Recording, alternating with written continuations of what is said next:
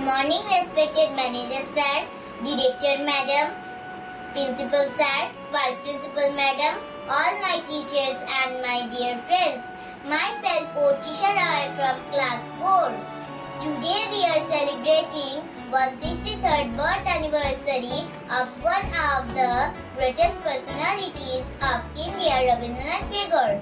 On this auspicious day, we pay tribute to his contributions to the fields of literature, music and art. Now I want to deliver a brief speech on our beloved Ravi Thakur. He was born on 7th May 1861 as the youngest son of Rabindranath Tagore and Sharoda Devi. Till the age of 17, he was educated at home. Then he was sent to England for higher studies. He was very much interested in literature, and after returning from there, he started writing in Bengali language. In 1901, he established a school at Shantiniketan in West Bengal. Later, in 1921, that school became Vishwabharati University. The publication of Gitanjali helped him to win the Nobel Prize for Literature in 1913.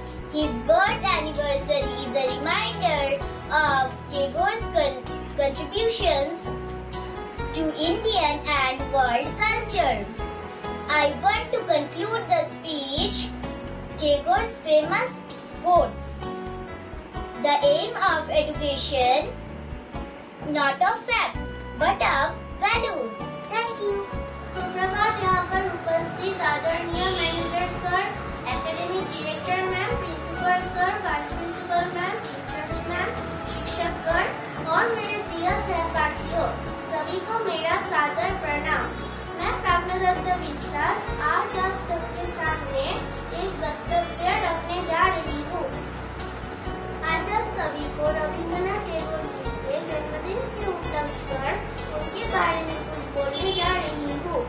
Gurudev Rabindranath Tagore भारतीय साहित्य के उज्जवल नक्षत्र है। उनका शांत प्रतिम स्वभाव भारतवासियों के लिए सदैव ही सम्मानीय रहा है। वे न सिर्फ कवि थे बल्कि चित्रकार, नाटककार, संगीतकार एवं दार्शनिक के सभी गुण उनमें उपस्थित थे। उनकी रचनाओं से बंगाल संस्कृति पर अद्भुत प्रभाव पड़ा। अपनी लेखन क्षमता से करोड़ों पाठकों के दिलों पर राज करने वाले गुरुदेव का जन्म 7 मई 1861 को कोलकाता में हुआ था। 8 वर्ष की नन्ही उम्र से ही उनकी लेखन यात्रा आरंभ हुई। केवल 16 वर्ष की उम्र में उनकी पहली रचना प्रकाशित हुई। उनकी प्रमुख रचनाएं गीतांजलि, गोरा एवं घोड़े बाइरे है। वर्ष 1877 में उनकी रचना भिखारी काफी चर्चित रही। उनके लिखे जन गण मन और अमर सोनार बांग्ला जन जन के धड़कन बने हुए हैं। गुरुदेव का संदेश था कि शिक्षा से ही देश स्वाधीन होगा, संग्राम से नहीं। उन्हें नोबेल पुरस्कार से सम्मानित किया गया था, किंतु इससे पूर्व सन 1915 में अंग्रेज शासक ने उन्हें नाइटहुड की उपाधि दी थी, लेकिन जालियनवाला बाग के दर्दनाक घटना के लिए उन्होंने वो उपाधि लौटा दी। वे पृथ्वी के पहले इंसान थे जो पूर्व और पश्चिम दुनिया के मध्यम सेतु बने थे। धन्यवाद। তোমারে করিয়াছি জীবনের ধ্রুবতারা। ব্যারাকপুর ভোলানন্দা ন্যাশনাল বিদ্যালয়ের পক্ষ থেকে বিশ্বকবি রবীন্দ্রনাথ ঠাকুরের 164তম জন্মদিন উপলক্ষে বিশেষ শ্রদ্ধার্ঘ্য। আমাদের প্রতিদিনের মননে, জীবনচর্যায়, সুখে দুঃখে আনন্দে তার উপস্থিতি অনস্বীকার্য। একাধারে কবি, গীতিকার, নাট্যকার, প্রাবন্ধিক, শিক্ষাবিদ, চিত্রকর, পরিপূর্ণ প্রজ্ঞাবান রবীন্দ্রনাথের সৃষ্টির আলোয় রবিকরের মতোই আমরা আলোকিত।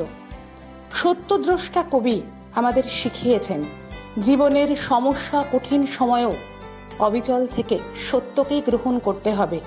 মনেরে আজ কহ যে, ভালো মন্দ যাহাই আসুক, সত্যের এলাও সহজে।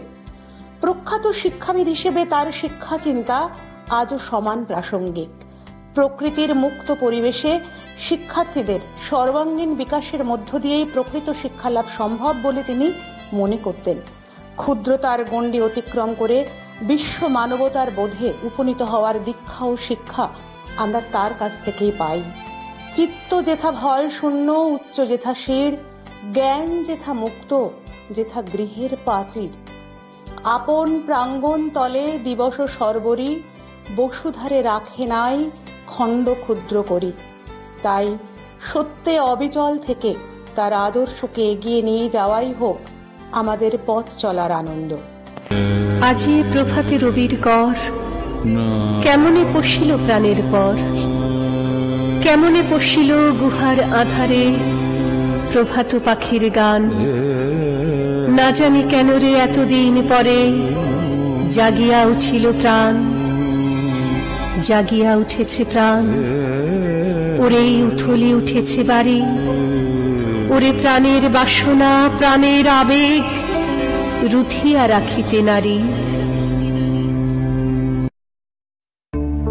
শুনিল আহ্বান মধুর গম্ভীর, প্রভাত আম্বর মাঝে, দিকে দিগন্তরে ভুবন মন্দিরে শান্তি সঙ্গীত বাজে।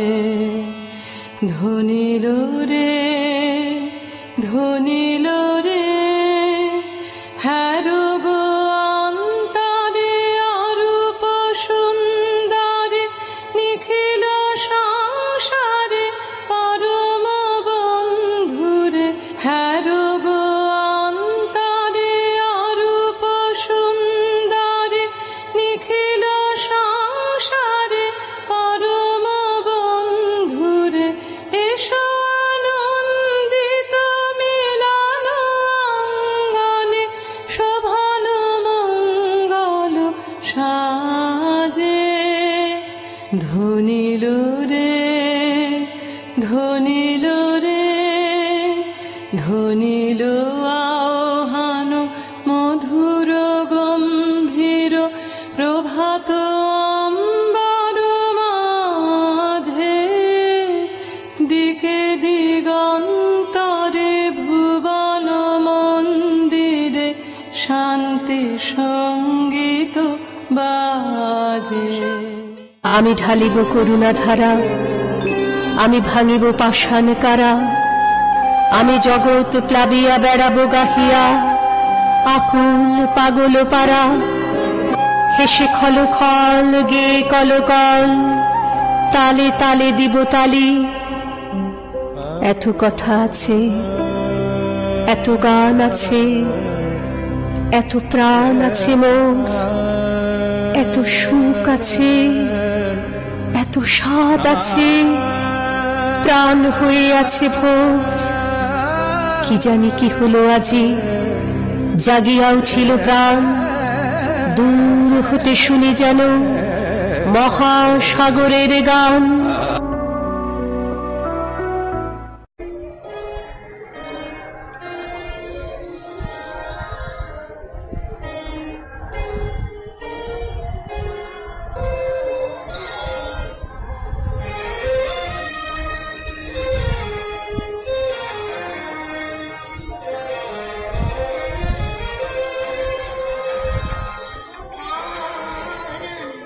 आनंद धारा